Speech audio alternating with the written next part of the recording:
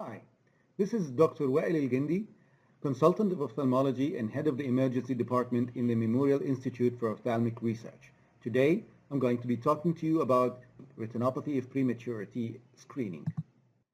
By the end of this lecture, each resident should be able to define what ROP is, to identify neonates at risk of developing ROP, to recognize when to do the first eye exam, and should be able also to schedule their next follow-up. At the beginning of the lecture, I would like you to pause this video and screen this code or follow the link here so you can take a pre-lecture evaluation quiz to let us know the amount of knowledge you have on ROP screening. And by the end of the lecture, we will give you another code and another link to take a second quiz to allow us to understand how much knowledge did you gain from our lecture and how effective our lecture was. Retinopathy of prematurity is a disease that affects immature vasculature of eyes of premature babies. It can be mild with no visual defect, or it can be severe with visual disabling effects. 50% of premature infants weighing less than 1,250 grams at birth show evidence of retinopathy of prematurity, and about 10% of these infants develop stage 3 ROP, which is a sight-threatening condition. The risk factors that defines who to screen is birth before 32 weeks gestational age, especially before 30 weeks, birth weight of less than 1,500 or 1,250 grams. Other possible risk factors include supplemental oxygen, hypoxemia, hypercarbia, concurrent illnesses like the need for blood transfusion and weight loss. When do we do our initial screening? Our initial screening is done 4 weeks after birth generally. But if the baby is born 26 weeks or less gestational age, we will have to do the examination at 31 weeks, even if it's further than 4 weeks after birth. So let me elaborate on this. If we have a child that was born, a neonate that was born at 29 weeks gestational age, we do the examination 4 weeks later, which is 33 weeks gestational age.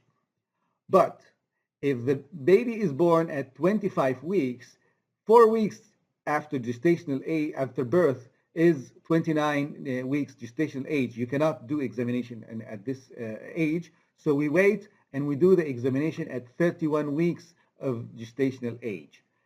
Babies born at 26 weeks will also receive their examination at 31 weeks gestational age. So we can do our examination 4 weeks after birth, but not before 31 weeks gestational age.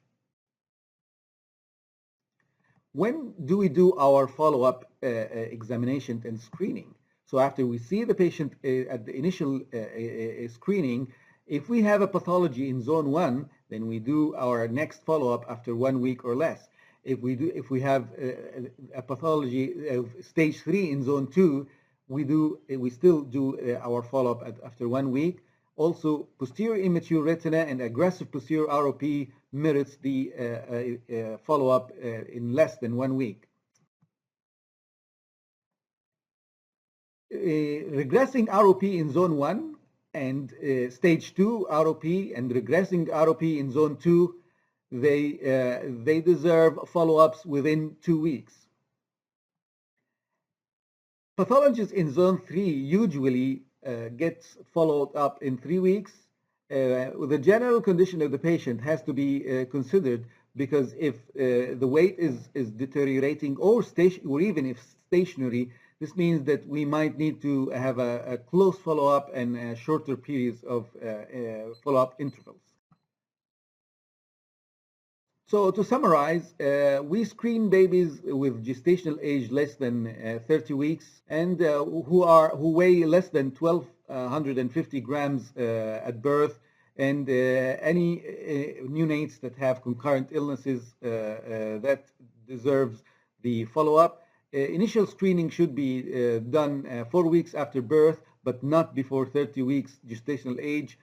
Follow-ups could be done 1 week, 2 weeks, or 3 weeks intervals, depending on the pathology. Thank you very much for your attention, and I would like you now to scan this QR code also, or follow this new link to take a second evaluation quiz so we can evaluate the amount of knowledge you have gained from our lecture. Thank you very much.